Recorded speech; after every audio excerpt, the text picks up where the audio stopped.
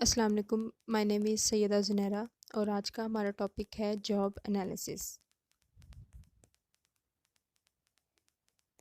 Studying and understanding job through a process known as job analysis is a virtual part of any HRM program. इसके purposes है major duties and activities required, और second number पे है conditions under which job are perform. Job analysis basically means analyse करना कि क्या duties हैं और क्या क्या टास्क हैं, और उन ड्यूटीज़ को और टास्क को किन कंडीशंस के अंदर रहते हुए हमने परफॉर्म करना है।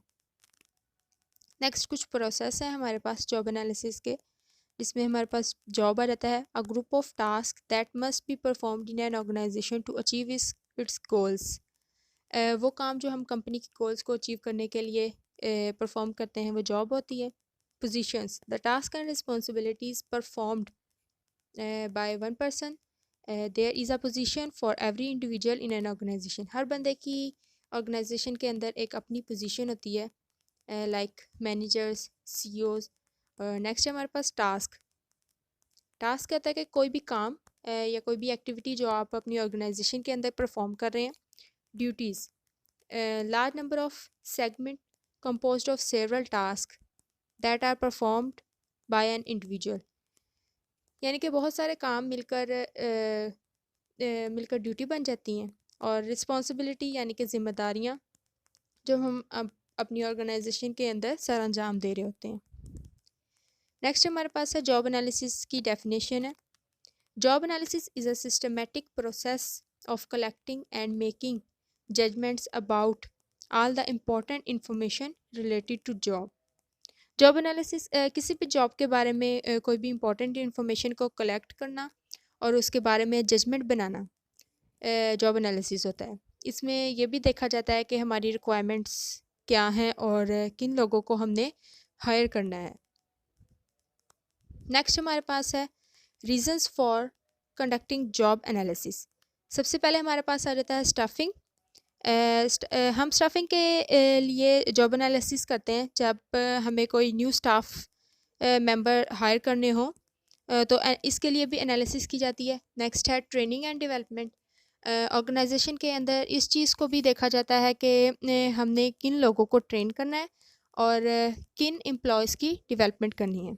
नेक्स्ट है कंपनसेशन एंड बेनिफिट्स, यानी कि ऑर्गेनाइजेशन के लोगों को इस तरह से हमने कंपनसेट करना है और उनको कौन कौन से बेनिफिट प्रोवाइड करने हैं जिनमें चीज़ों को एनालाइज भी किया जाता है। नेक्स्ट है हमारे पास सेफ्टी एंड हेल्थ, यानी कि एम्प्लॉयज़ को सेफ्टी और उनकी हेल्थ की फैसिलिटीज़ जो है वो प्रोवाइड करनी है। Next employees and labour relation, यानी कि जो एम्प्लॉयज़ हैं और जो मज़दूर कैटेगरी के लोग हैं उनके दरमियान एक अच्छा कम्युनिकेशन रिलेशनशिप जो है वो क्रिएट करना। नेक्स्ट है types of job analysis information. हमें डिफरेंट तरह की इंफॉर्मेशन या नॉलेज चाहिए होती है जॉब एनालिसिस करने के लिए, कि इसमें कौन कौन सी मशीन जॉब के अंदर कौन कौन सी मशीन्स, टूल्स और इक्विपमेंट्स यूज़ हो रही हैं। नेक्स्ट है when job analysis is performed, कि जॉब एनालिसिस हम किस टाइम पर परफॉर्म करते हैं। दो तरह हम टाइम पर परफॉर्म करते हैं, जब हमने न्यू और एक ऑर्गेनाइजेशन क्रिएट की हो या फिर किसी ऑर्गन। नेक्स्ट है हमारे पास uses of job analysis information. Requirement and selection. Job analysis में रिक्वायरमेंट और सिलेक्शन यूज़ होगी। इसमें कंपनसेशन यूज़ होगी। परफॉर्मेंस जो है वो यूज़ होगी, मतलब हमें पता चलेगा कि हमने कौन से बंदे कौन से काम के लिए हायर करना है और उनकी परफॉर्मेंस को हम चेक करेंगे। ट्रेनिंग यूज़ होगी। उसके बाद हमारे पास डिस्कवरिंग अनअसाइंड ड्यूटीज़ हमें हेल्पफुल होगी, मतलब हमें पता चलेगा कि हमने कौन कौन सी ड्यूटीज़ अभी तक असाइन नहीं की हुई। नेक्स्ट हमारे पास है steps in job analysis. Identify how information will be used because that will determine what data will be collected and how it should be collected।